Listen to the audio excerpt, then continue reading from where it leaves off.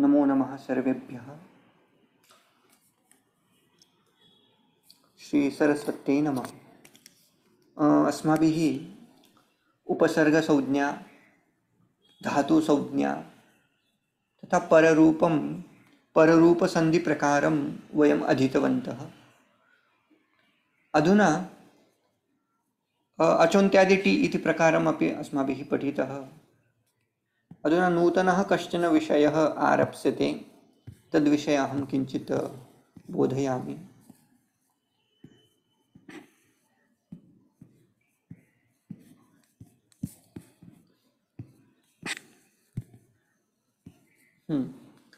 Slide दृश्यते खलु? आं महोदय।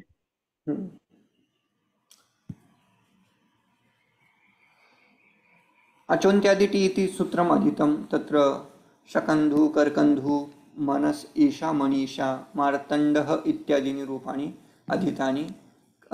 टी संज्ञा कस्य भवति चेत् अचां मध्ये यः अन्त्यः तस्य यदा राम इत्यस्मिन् शब्दे अकारः तस्य टी संज्ञा अस्ति। लक्ष्मण इत्यत्र नकार उत्तरीयः अकारः तस्य टी संज्ञा। हरि इत्यत्र इकारस्य संज्ञा टी संज्ञा इति सर्वम् एवमेव अवगन्तव्यं। तथा यत्र यत्र हलन्तशब्दः वर्तते तत्र तत्र अन्तेन अकारेण सहित अथवा स्वरेण सहितः स ग्रहीतव्यः। उदाहरणार्थम् अन्, राजन् इत्यत्र अन्, सुपथिन् इत्यत्र इन्, तस्य टी संज्ञा भवति इति अवगन्तव्यम्। अधुना अग्रिमं सूत्रं प्रति गच्छामः। पररूपः सन्धिप्रकारः वर्तते। तत्र सूत्रम् आयाति ओमाङ्गोश्च इति सूत्रम्। ओमाङ्गोश्च तस्य अर्थः कः? ओमि अङ्गी चात् परे पररूपमेकादेशः स्यात् इति अग्रिमं सूत्रम्। सरलः अर्थः ओम शब्द परे वर्तते अथवा आङ् इति उपसर्गः परे वर्तते। कस्मात् परे इति चेत् आत्, ओमि अङ्गी च आत् परे। नाम अत्र पूर्वनिमित्तं किम् अस्ति? अवर्णः। परनिमित्तं किम्? ऐदर् ओम् इति शब्दः अथवा आङ् इति उपसर्गः। पूर्वपरनिमित्तं गृहीतं खलु भवद्भिः? तत्सर्वदा ग्राहणीयं। यदा यदा सूत्रं पश्यन्ति, यदि पूर्वनिमित्तं प्रदत्तं वर्तते चेत् एतस्य पूर्वपरयोः स्थाने तद् पूर्वपरयोः इत्यादि सूत्रेण पूर्वपरयोः एकः आदेशः कर्तव्यः। अस्तु, अत्र पूर्वनिमित्तम् अस्ति अ, परनिमित्तम् अस्ति ऐदर् ओम् और आङ्गी। तत्र किं भवति? पूर्वपरयोः पररूपम् एकादेशः स्यात्। उभयोः स्थाने पररूप एकादेशः भवति। उदाहरणं किम् उच्यते? शिवाय ओम नमः। शिवाय इति शब्दः यस्य अन्ते अकारः वर्तते वा? अस्ति इति चेत् आत् परे किं स्यात्? अकारात् परे किं स्यात्? ऐदर् ओम स्यात् अथवा आङ् स्यात् इति अर्थः। अत्र तु ओम इति लब्धम्, ओम इति पदं लब्धं। तेन किम् उच्यते? यदा यदा आवर्णात् ओम परे विद्यते चेत् पूर्वपरयोः स्थाने पररूपमेकादेशः भवति। अकारः अपि गच्छति, ओकारः अपि गच्छति। तत्र पररूपः, परः कः आसीत्? ओ इति आसीत्, ओ इति वर्णः आसीत्। सः उभयोः स्थाने तथा भवति, पररूपः भवति आदेशः चेत् शिवाय ओम एवं रूपं भवति। शिवाय ओम खलु? एवमेव पश्यन्तु। शिवाय अकारः अपि गच्छति, ओ अपि गच्छति, पररूपो एकः ओ इति भवति। शिवाय ओम इति रूपं बाय ओमाङ्गोश्च इति सूत्रेण। वस्तुतः तत्र किं प्राप्तमासीत्? वृद्धि प्राप्ता आसीत्, किन्तु तं प्रबाद्य ओमाङ्गोश्च इति सूत्रेण पररूपं भवति। इदं तु प्रथमतया श्रुतं स्यात्, शिवाय ओम नमः खलु? अस्तु, तत्र ओम इति तु लेखनपद्धति वर्तते, तत्तु रूढी तत्र वस्तुतः उभयोः मध्ये किमपि भेदः नास्ति। कदाचित् ओम् इति लिखन्ति एवमेव, कदाचित् एवं लिखन्ति, तस्य सः तु रूढी एव। अस्तु, अधुना अपरम् उदाहरणम् अस्ति। शिव प्लस आ प्लस इः आङ् उपसर्ग वर्तते खलु। प्रपरा अपसम् अनु अवनि स्निर् दुस् दुर्वि आङ्। तत्र ङ् इत्यस्य इत् संज्ञा वर्तते, सः तु लुप्यते, तस्य लोपः इत्यनेन लुप्यते, केवल आ इति अवशिष्यते। शिव प्लस आ प्लस इः, इः मतलब गच्छ इति तस्य अर्थ। इण् गतौ धातु पुनः, त्वम् इः इति तस्य अर्थः। अस्तु, शिव प्लस आ प्लस इः। अधुना अत्र शिव प्लस आ इत्यत्र किं प्राप्तम्? अकस्सवर्णे दीर्घः, दीर्घादेशः प्राप्नोति। तथा आ प्लस इः अत्र किं प्राप्यते?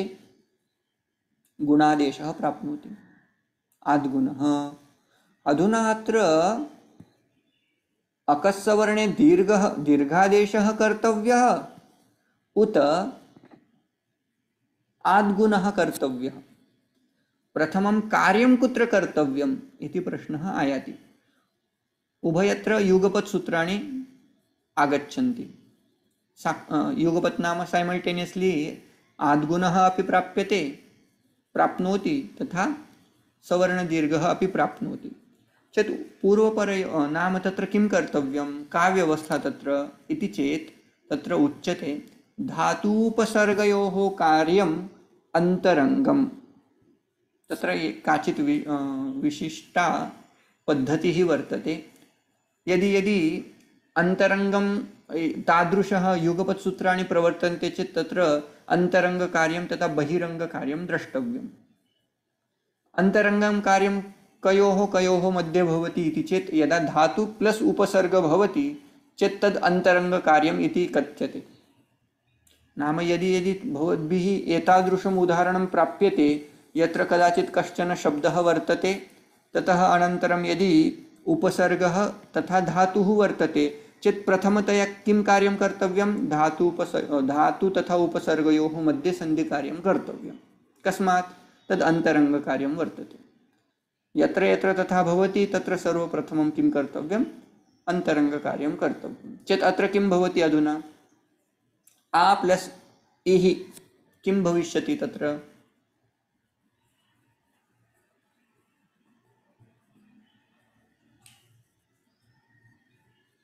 कः आदेशः भवति आकारे तथा ईकारे पूर्वपरयोः? सरलम् अस्ति खलु। आ प्लस इ, ए बै गुणसन्धि। हाँ, आद्गुणः इति सूत्रेण तत्र किं भवति? गुणः भवति। आ प्लस इ इत्यस्य गुणः किम्? ए चेत् एहि इति रूपम्। अधुना शिव प्लस एहि इति अस्ति। एहि इत्यत्र ओम् अपि नास्ति, आङ् अपि नास्ति। अधुना समस्या अभूत्। किन्तु अपेक्षते किम्? आङ् परे सति एव पररूपं भवेत्। अत्र तु अधुना एहि भवति। अधुना तत् कथम् अवगन्तव्यं? तस्य कृते अग्रिमं प्रकारं प्रदर्शयामि। तत्पूर्वं तत्र एका परिभाषा अस्ति, असिद्धं बहिरङ्गम् अन्तरङ्गे। यदि अन्तरङ्गे कर्तव्ये बहिरङ्गं कार्यम् असिद्धं भवति इति कृत्वा अत्र आद्गुणः कृतः धातूपसर्गयोः, तदेवम् अवगन्तव्यम्।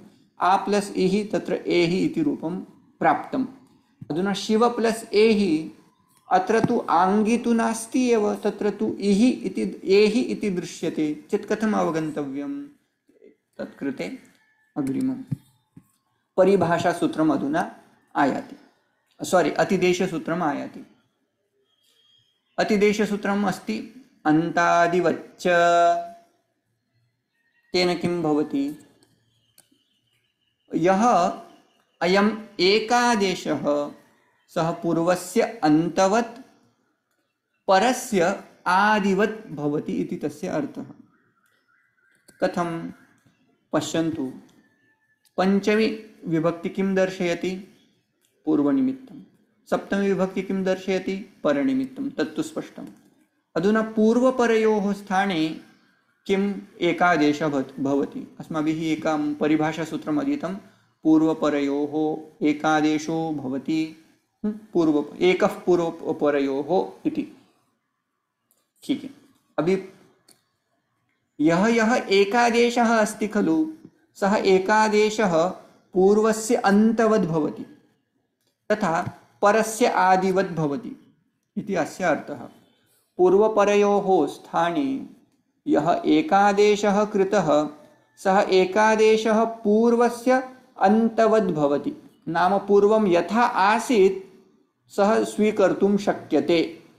तथैव परस्य आदिवद् भवति, यः एकादेशः कृतः सः परे यः विद्यमानः वर्णः आसीत् सः वर्णः अत्र स्वीकर्तुं शक्यते। उदाहरणं किं?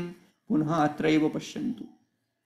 आ प्लस् इः इत्यत्र आ इति वर्णः आसीत्, इ इति परः वर्णः आसीत्। पूर्वपरयोः स्थाने ए इति वर्णः आगतः, एहि इति रूपं जातम्। अधुना किं भवति? पूर्वस्य अन्तवत्, पूर्वं तत्र पदम् आसीत् आ, तो पूर्वस्य अन्तिमः वर्णः किं? तत्र तु आ एव आसीत् इति कृत्वा पूर्वस्य अन्तवत् अयम् आ अस्ति, सः स्वीकर्तुं शक्यते। केन? ए इति कथनेन। ए इति कथनेन अयं स्वीकर्तुं शक्यते। तथा परस्य आदिवत्, इदं भागः तु अस्मिन् सूत्रे न तथा वस्तुतः उपयोगी, किन्तु स्वीकर्तुं शक्यते। ए इति कथनेन परस्य आदिमः वर्णः अपि स्वीकर्तुं शक्यते इति। पूर्वपरयोः स्थाने यः एकादेशः भवति सः अन्तादिवच्च इति सूत्रस्य साहाय्येन पूर्वस्य आदिवर्णः अपि स्वीकर्तुं शक्यते, अन्तवर्णः पूर्वस्य, तथा परस्य आदिवर्णः अपि स्वीकर्तुं शक्यते। अधुना तेन किं भवति? तेन that ekadesha can be considered as a, so that again same meaning I am explaining. Ekadesha can be considered as a. This a can be considered as a while doing adesha, and this a also can be considered as e. So we have to look the context. For example, Shiva plus ehi. वस्तुतः अत्र आंग न दृश्यते, किन्तु ए इति एकादेशः आसीत्। तस्य एकादेशस्य स्थाने यदि मम कृते आ अपेक्षितः चेत् अहं किं पश्यामि? तत्र साक्षात् आकारं पश्यामि। आङ्गी परे सति इति उक्तमासीत् खलु, ओमि आङ्गी परे, ओमाङ्गोष्ठी इति सूत्रेण। तत्र निमित्तं किं किं? पूर्वनिमित्तम् आसीत् अवर्णः, परनिमित्तम् आसीत् आइदर ओम और आङ्। अत्र तु आङ् न दृश्यते, किन्तु तत्र आङ् अस्ति। केन सूत्रेण ज्ञायते? अन्तादिवच्च इति सूत्रेण ज्ञायते। यद्यपि तत्र एकारः अस्ति, तथापि तत्र एकारकथनेन आकारस्य ग्रहणं कर्तुं शक्यते। यदा आकारस्य ग्रहणं भवति तदा किं कर्तव्यं? पररूपं तत्र कर्तव्यं। चेत् किं? शिवेहि इति रूपम् अनेन साध्यते। एतद् स्पष्टं खलु? एतत् चिन्तयन्तु, सम्यक्तया चिन्तयन्तु। अति स्लैड् पिक्चर् अपि स्वीकुर्वन्तु, अहं विस्मृतवान्। अस्तु, पुनः एकम् अस्ति। अन्तवद्भावम् आश्रित्य अत्र एकारः आङ् उपसर्गवत् भवति। यद्यपि तत्र ए वर्तते अत्र, किन्तु अन्तवद्भावात् अन्तादिवच्च इति सूत्रेण किं भवति? अन्तवद्भावः अस्य विद्यते। तेन अन्तवद्भावेन यद्यपि तत्र एकारः दृश्यते, किन्तु तत्र आङ्वद्भावः तु विद्यते एव। तेन तत्र आकार इति ग्रहीतुं शक्यते, पररूपं कर्तुं शक्यते। यदि प्रश्नाः सन्ति एतस्मिन् विषये पृच्छन्तु, नो चेत् अग्रे सरामः।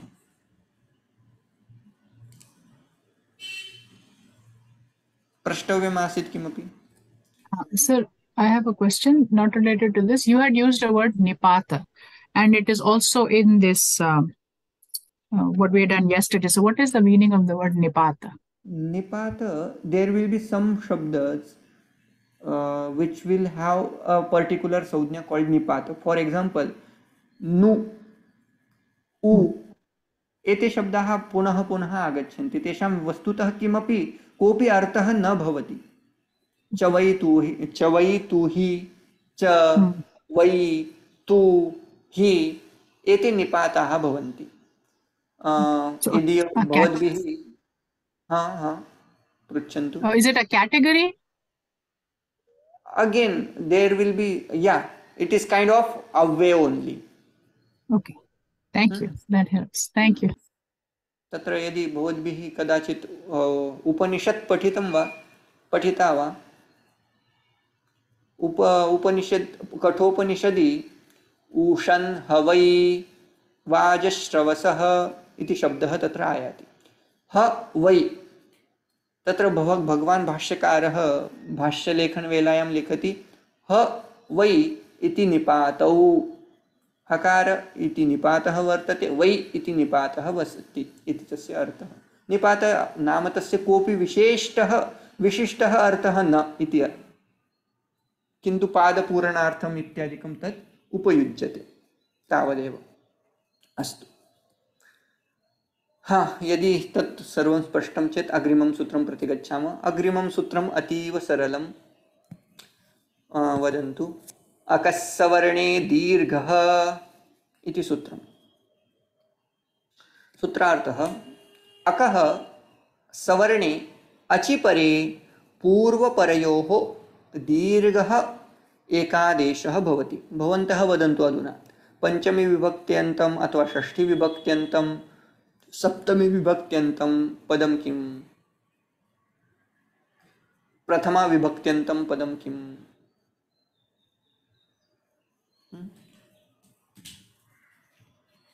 वदन्तु।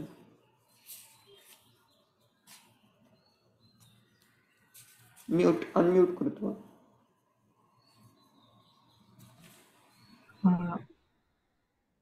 Akaha is prathama.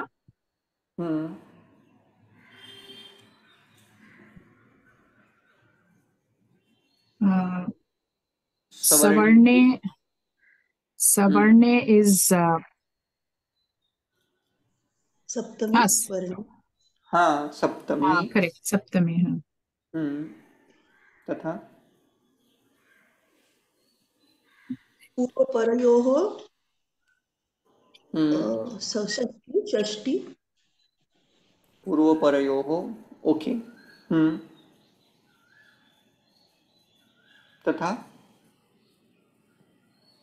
अग्रिमम् एकादेशः इति प्रथमा। प्रथम। सूत्रे तु अकः इति प्रथमान्तं, सवर्णे इति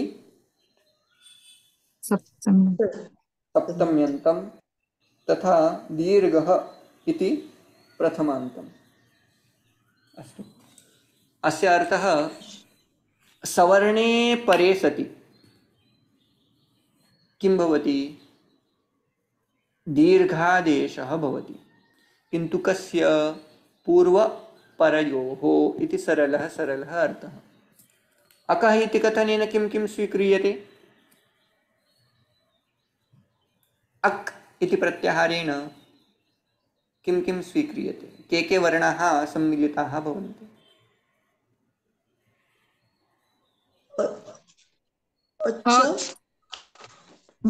अ इ उ ऋ लृ। हाँ, अ इ उ ऋ लृ इति सर्वेपि वर्णाः स्वीक्रियन्ते अक् इति प्रत्याहारेण। नाम अकः दीर्घः इति तत्र वक्तव्यम्। अकः दीर्घः भवति इति अर्थः। कदा उच्यते? परनिमित्तं किं स्यात्? सवर्णः। सवर्णे परे सति उदाहरणं किं? दैत्य अधिक अरि इत्यस्मिन् दैत्य इति अकारान्तपदम्। अकारान्तात् यदि सवर्णः कश्चन वर्णः भवति, सवर्णः नाम किं? सजातीयस्वरः। सजातीय इत्युक्ते किं? यस्य स्थानं समानं वर्तते सः सवर्णी। अ इत्यस्य स्थानं कण्ठ, अग्रिमः यः अ तस्यापि स्थानं कण्ठं, कण्ठं कण्ठं, कण्ठः कण्ठः इति वर्तते इति कृत्वा सजातीयस्वराः सवर्णस्वराः। अथवा सवर्ण संज्ञा विधायकं सूत्रं किम्? akah. Oh, savarna.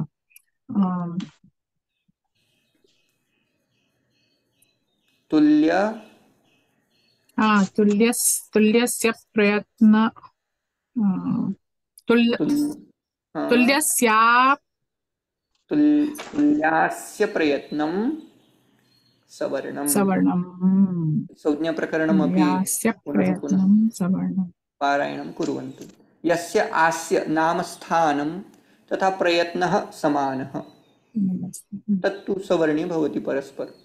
अत्र दैत्य प्लस अरिः अ इति सवर्णः स्वरः सवर्णे परे सति पूर्वपरयोः एकः दीर्घादेशः भवति। अ प्लस अ आ भवति। वस्तुतः आद्गुणः अत्रापि प्राप्नोति। कस्मात् अवर्णात् अचिपरे इति उक्तम्। आद्गुणस्य इदं सूत्रं किं भवति? बाधको भवति। अपवादात्मकम् इदं सूत्रम् अस्ति। आद्गुणस्यापि इदं सूत्रं किं करोति? अपवादं करोति। दैत्यारिः इति तस्य रूपम्। श्री प्लस ईशः अत्रापि अकः सवर्णे अचिपरे पूर्वपरयोः एकः दीर्घादेशः भवति। तेन श्रीशः इति रूपं भवति। तथैव विष्णु प्लस उदयः विष्णुदयः होतृ अधिकऋकारः होतृकारः। सरलमस्ति, अत्र किमपि क्लिष्टता नास्ति खलु। अग्रे सरामः। अग्रिमं सूत्रम् एङ्गः पदान्तादति।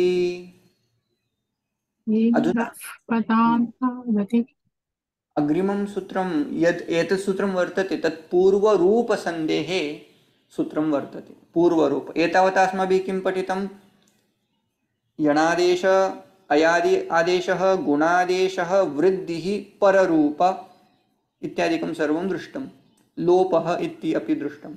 अधुना पूर्वरूपसन्धिः पूर्वरूपसन्धिप्रकारं वयं पठन्तः स्मः। तस्य प्रथमं सूत्रं पदान्तात् एङ्गोति परे पूर्वरूपमेकादेशः स्यात्। एङ्ग पदान्तादति इति सूत्रं। सूत्रार्थः अस्ति पदान्तात् एङ्गः। एङ्गः इति कथनेन एङ् प्रत्याहारे किं किं स्वीक्रियते? ए ओ। हाँ, सः ए ओ कीदृशः स्यात्? पदान्तात्। पद पद इत्यस्य अर्थः कः? अथवा पदसंज्ञा केन क्रियते? संज्ञाप्रकरणस्य अन्तिमं सूत्रं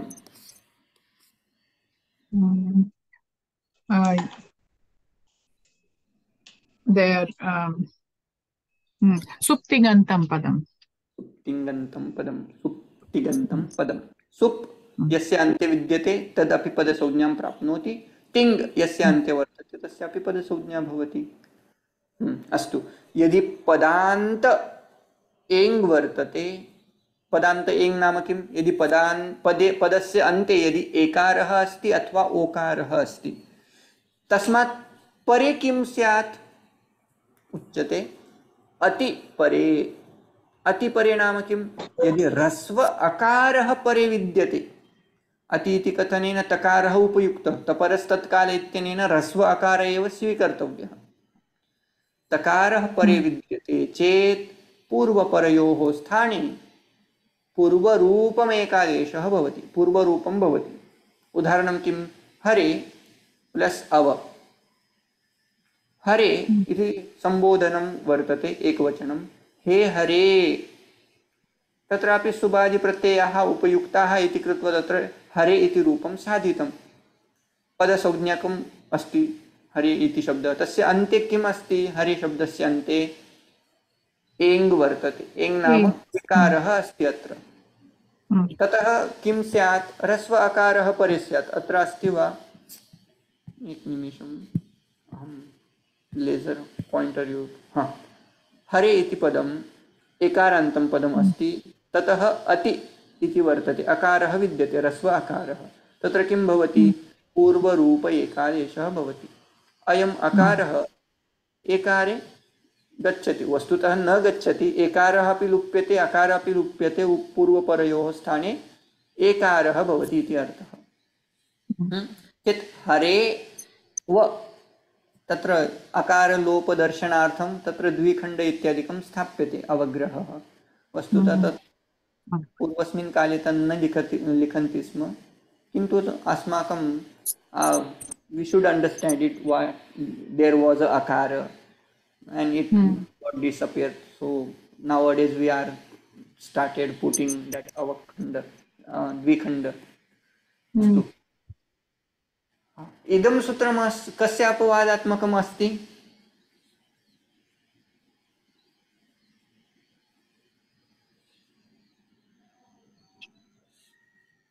वदन्तु।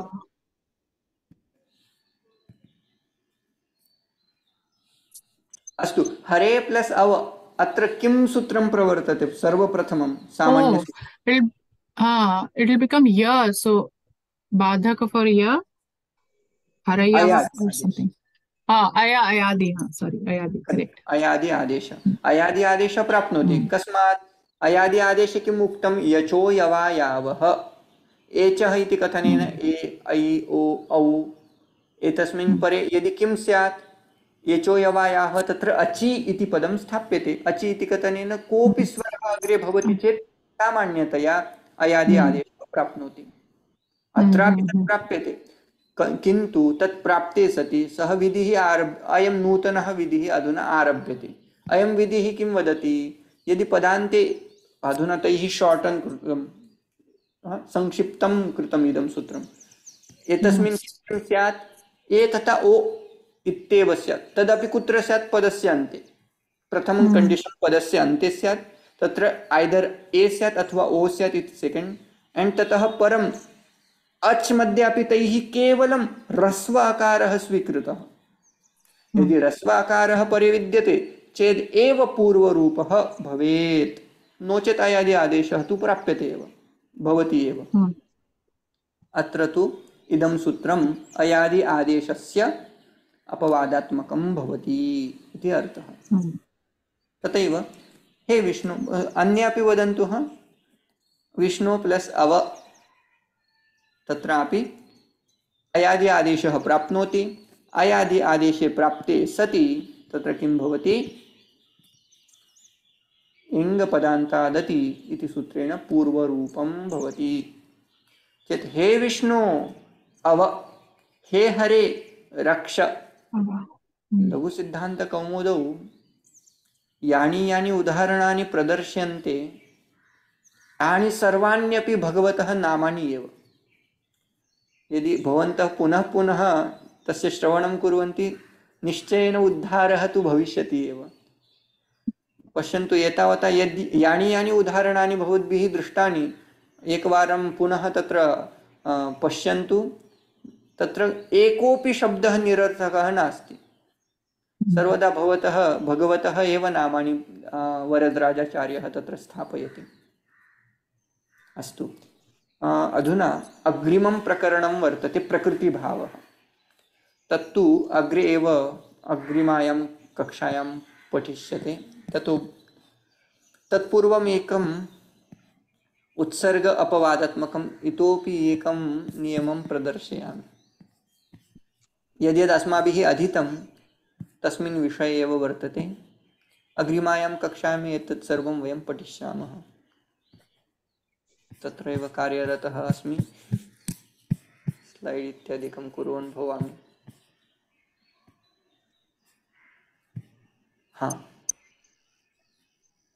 एतत् अधीतमासीत्, एतत् प्रदर्शयामि अधुना। एतानि सर्वाणि सूत्राणि अस्माभिः अधीतानि। सर्वप्रथमं तत्र किम् आयाति? अरे एतत् किञ्चित् क्षम्यताम्।